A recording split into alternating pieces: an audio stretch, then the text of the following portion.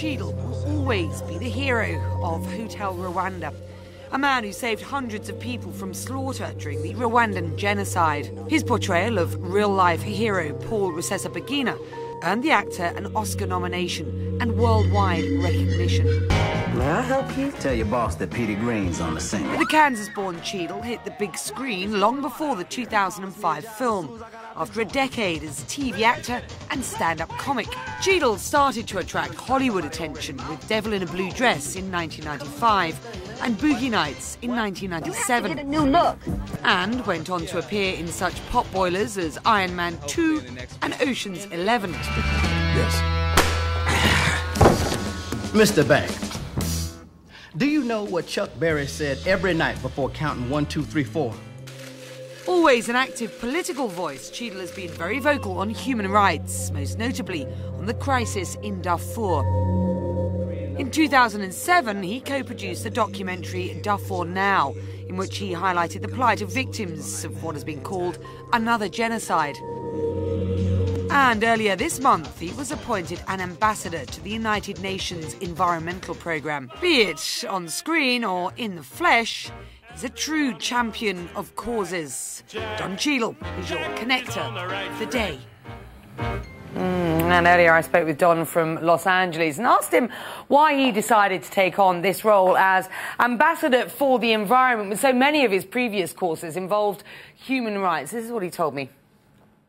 I think actually the environment is, as we can see with what's happening in the Gulf right now, may be one of the biggest human rights, you know, if you want to take it to its natural, you know, progression, one of the biggest human rights issues that we have, and that it's going to affect everyone, not this BP incident specifically, but in situations like this where we have environmental crises that are hard to overcome because of people's limited means and the fact that their livelihoods are tied into the ecosystem.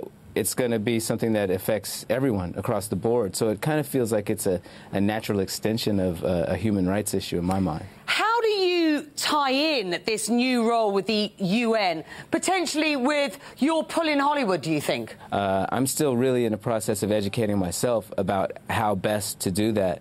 But I do believe it is extremely important.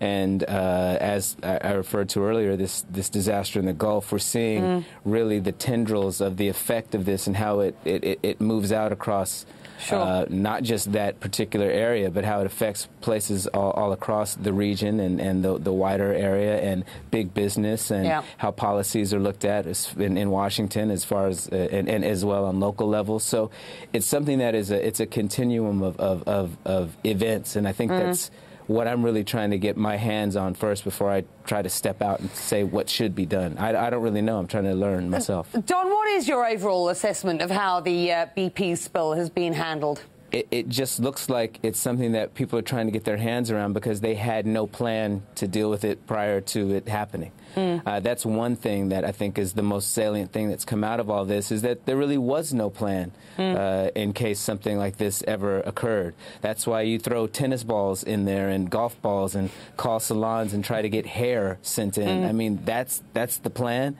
That's terrifying that we're doing things like that around the world with no real backup plan. But again, we're all involved in that. You know, I drove here today in a car. I flew across the world to Rwanda.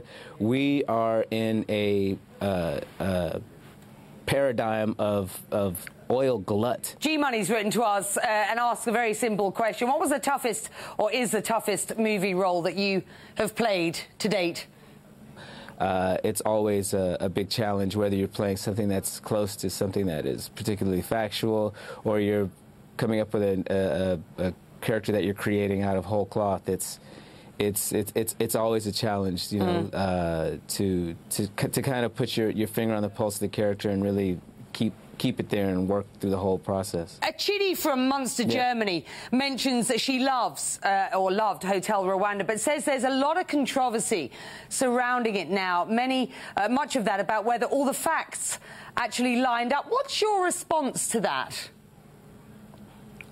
Well, that trying to cover an issue like that in 90 minutes, there's obviously going to be poetic license taken. But that from as much as I could gather from the reports that were done, from the interviews that Terry George and Keir Pearson, the creators of the story, along with Paul Rusesabagina, conducted, people that were at the hotel, you know, hours and hours of footage that we looked at, the main bulk of the story is true. Another question from Kira, and she's talking here, alluding to Hotel Rwanda. She says, do you think Hollywood will continue to make films that educate people worldwide about things like genocide or other atrocities? Or she says, will studios shy away from those types of movies because they're considered downers or not entertainment? Does that worry you? Well, I think they're going to I think they would shy away from those movies because they don't perceive them as being box office gold. That's really the bottom line. I mean, if they thought that the movie would make $100 million, they would make a movie about anything and try to, you know, a shoe on screen for 2 hours. The $100 million, they're going to make that movie. So it's not really about it being a downer necessarily, but it does sort of lean into your question about entertainment. I think that is the movie's first goal is really to be entertaining. And that doesn't just mean it has to be some frivolous thing that you walk out of the theater and then you forget about, but it needs to be a film that people can lose themselves in and pull them out of their, you know, normal everyday existence and kind of transport them into another place. Don Cheadle speaking to me from Los Angeles.